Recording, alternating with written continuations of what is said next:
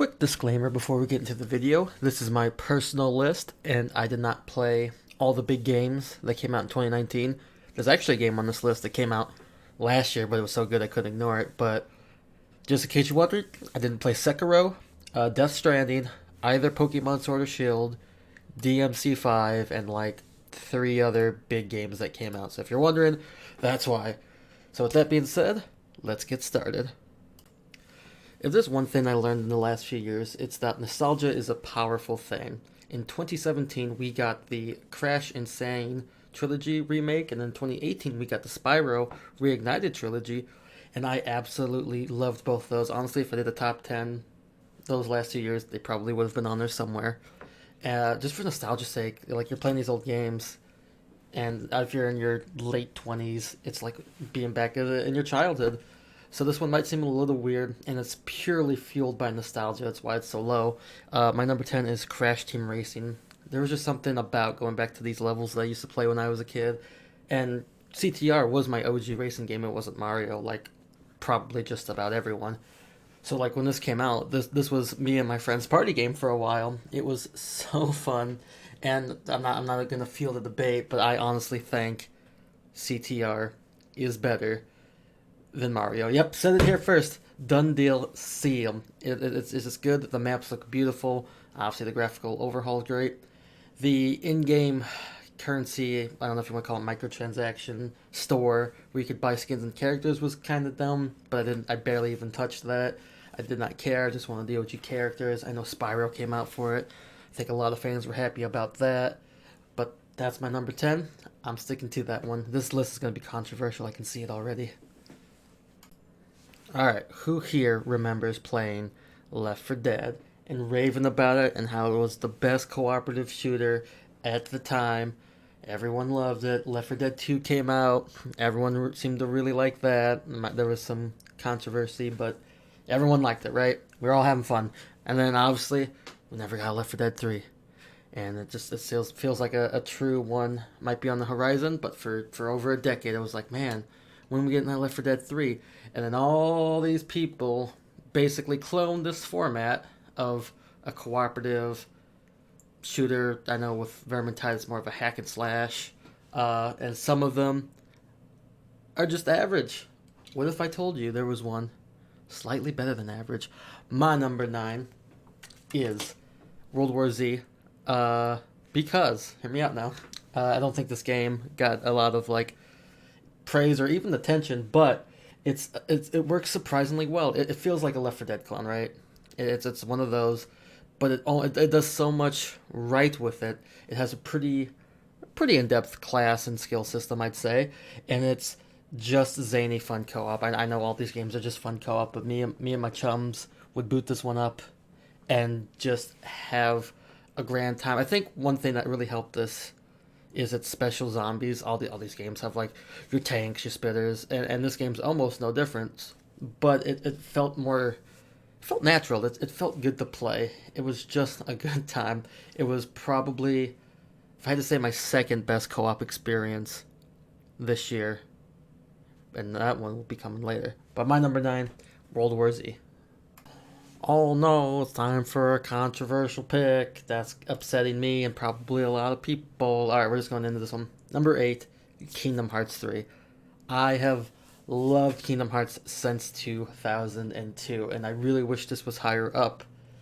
And I loved it. The game was fun. The game was fine. The game was fine, and I liked it. I played it. I beat it. I got a conclusion that I felt almost satisfied with without the 30 other questions coming up. And it was a good game, and I know there's a DLC on the horizon, which I assume is just going to make the game even better. But there was something almost forgettable about it. Like, I could probably explain the whole plots badly, point by point of 1 and 2, and I could not do it for 3. I liked it. The combat was great. They actually made gummy ships almost entertaining as opposed to the last 2, which were kind of this was the best of that. All the mini games and side stuff you could do, fucking cooking, all those side missions with all those I keep calling them flans. I think they were called flans, and that was all fine and good. It is a good JRPG, and then I wish there was more, and I hope Remind is wonderful, and I liked it, and that's why it's number 8. That's on the list. And that's it. I'm done talking about it. It's an okay game. It's a pretty good game. It's just not great, and that's what makes me mad.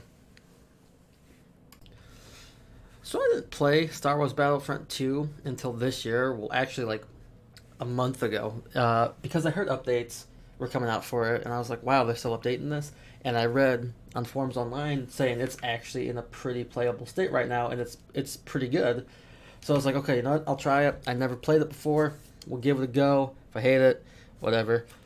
I tried it, and yeah, I have to say it's pretty good. Almost every game mode I played was actually enjoyable. Its Walker Assault version was pretty damn good. The Heroes versus Villain, I think it's just called Heroes mode, was really good. The space battle in this game are all actually really good. That's what I was worried about because it didn't look too appealing to me. Because I loved the old Battlefront 2, and I saw this, I was like, it looks pretty, but I don't know how good it is. It is surprisingly good. I'll say if you played this game before and you got burned, or if you never played it at all because of the bad rep, which I don't blame you, I didn't either, and you're like, should I get it? Should I try it? Yes. I would wholly recommend this game right now. It is pretty. It's really good. I'd say really good. I'm not gonna use the word great, but I will use the word really good. Play it, try it if you're a Star Wars fan. My number 7. Alright, next on the list. I don't think a single year can go by without me having put NetherRealm's game on my list, or 2 years, I suppose. MK11. I absolutely love this series, with the exception of probably, obviously, DC versus Mortal Kombat and maybe Armageddon. Ever since, God, the arcades and MK4, I even liked, and Deception is when I truly fell in love with the series. Now, I'm probably in the minority that actually really, really enjoys the story of Mortal Kombat, and this one was, like everyone says, 9's the best, and I totally respect that, and 10 was pretty decent, I would say.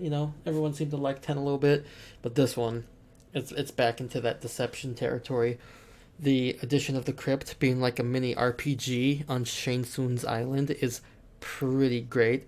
The cast, I think, for the most part, was pretty wonderful. You got your staples, your Raidens, your Sub-Zeros, your Scorpions. And the new choices I actually found I liked. I was glad Cassie Cage came back, and even Devora I felt was very appropriate. I haven't dabbled too much in the DLC. Like, I played Shang Tsung because he's my boy, and since they got the actor from the movies, sorry, I can't remember your name, chum, it just was god dang perfect. Joker was recently announced, and he looks fun. Wasn't expecting a DC character, but they put in the Mortal Kombat characters in their DC game, so I guess it makes sense. And Joker is kind of fitting if we're talking about pure brutality, and that's another thing. One of the big reasons people love Mortal Kombat is just it's balls to the walls, just insane with its brutality. I love it. I love this game. Favorite fighting game series probably ever. I'll say if there's ever been a good year to be a Star Wars fan, I think it's this one. Between Battlefront 2, Mandalorian, hopefully the new movie will be good. By the time of me recording this, it will not have been out, but it's really close. And my number 5, Star Wars Jedi Fallen Order. This game, oh my god, it's hard. It's if you ramp it up to the difficulties, I got my ass kicked a lot. A lot of people say it's Souls-esque, which I hate the comparison, but I legitimately see it in this one. If you get beaten by an enemy, they get your experience. You have to hit them to get your experience back. Kind of like Dark Souls. I get that, I guess. It is hard. The combat's great. Seeing Joker, I don't know his name, I'm sorry, as my Jedi character is great. The customization options for the lightsabers are pretty in-depth. I was expecting 4 colors, and we got, 8? So that was pretty great. I'm glad I got my purple. Just saying, you can have a single, dual, or double-bladed lightsaber. Unfortunately, dual is like a temporary attack, but it's still there, and it's nice. The story, I'll say, is okay. Then it's good. Then it's got some lull, and the final act I thought was really excellent. They did all the beats, I'd say. The only legitimate, I guess, complaint I can have are the obvious glitches I found because I played it upon release. I hear a decent amount of them have been fixed, but I didn't even care. I didn't even care that I glitched and I missed a jump because the game can be a little rough sometimes. I had so much fun with this game. The combat was great. It took a slight learning curve, but that could be just me because I learned slow. English good. Uh, Everything about this game was good. I actually wanted to do all the lore bits and collectibles, which is kind of rare for me in these types of games because I just want to get through it and smash the bosses.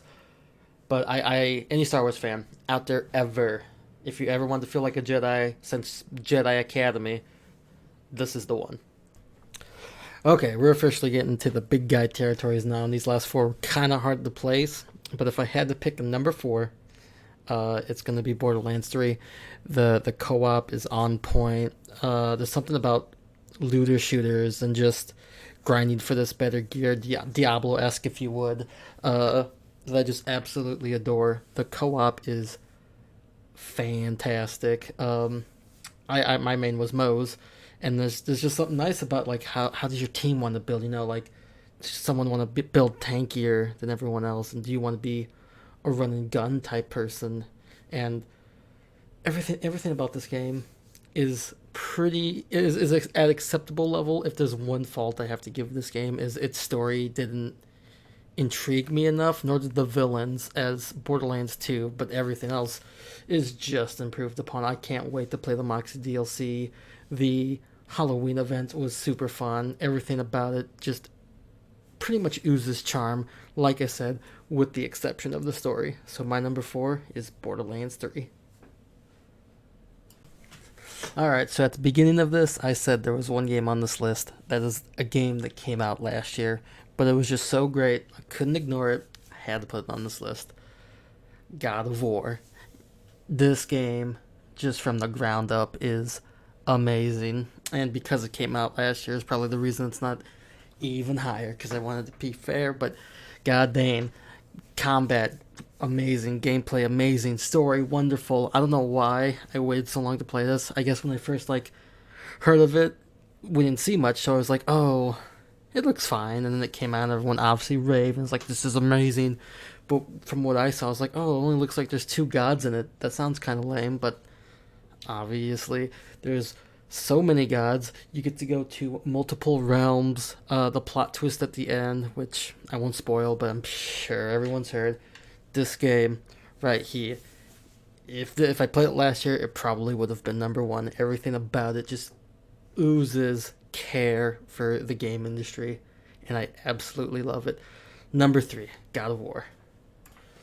So these last two were kind of difficult to place, but my number two is The Outer Worlds. It's a game made by Obsidian, which, if you don't know, the original creators of Fallout, and they did New Vegas. Honestly, New Vegas is considered to be people's favorite Fallout, which I can honestly see why. It is an amazing RPG, and this is such a good RPG. The highest compliment I think you could give a game is saying you get lost in the world, and I got lost in the world of this game. I cared about its politics. I cared about the side characters, which I probably haven't cared about the side characters since Fallout New Vegas. The only gripe, and it's super minor, and I didn't care until after I beat it, the gun options are slightly limited, but the rest of the customization for your character is pretty solid. This game just oozed charm. It didn't have that cringy comedy I said Borderlands 3 kind of had. It actually felt fluent, it matched, and it matched the people's personalities that you traveled with. I guess the only downside I could say is the ending, or maybe just the last quarter of the game, I found kind of forgettable, if I could say anything. But I got so immersed, I did whatever the hell I wanted, and that's probably why I forgot. It's because it's a typical RPG that you would see from a good Fallout game. You get this main story, and you're like, forget that. I'm gonna do my own thing. The multiple worlds are big enough to have feeling, but not too big and empty like you would expect from, let's say, Fallout 76 to get bored with. And if you haven't picked up this game, I recommend it to anyone who likes anything that the good Fallout did for us. And here we are, number one. Throughout all of 2019, there's one game I kept coming back to over and over and over again just to replay, and that is the Resident Evil 2 remake. If Resident Evil 1 redefined what a remake in a video game should be, then Resident Evil 2 redefined it. Everything about this remake is fucking perfect. Like, look at this sandwich. This sandwich should not look this disgustingly realistic. The facial animations are great. The story is what you would expect from Resident Evil. It's a little cheesy, but that's if you're not expecting that, I think there's something wrong with you. The combat's great. I was legitimately scared the first time I played through this. The weapon customization is as good as it's ever been. Every change felt smart, and this just makes me super excited for the recently announced Resident Evil 3 remake, which personally I always liked better than the second game. But even if it's 50% half as good as this Resident Evil 2 remake, we're going to have probably another instant classic on our hands. I absolutely loved this game. The bonus modes were great. You got your hunk back, you got your tofu, you got that free DLC that I never touched, but I heard it's really fun. I don't think we'll get any more content, and that's perfectly fine. We got a fair amount for what we paid for, I think. That's it. That's the end. Go. If you haven't played this, what's wrong with you? You had to have played this. You had to have. And why am I talking to you about it? That's my list. Get off my channel.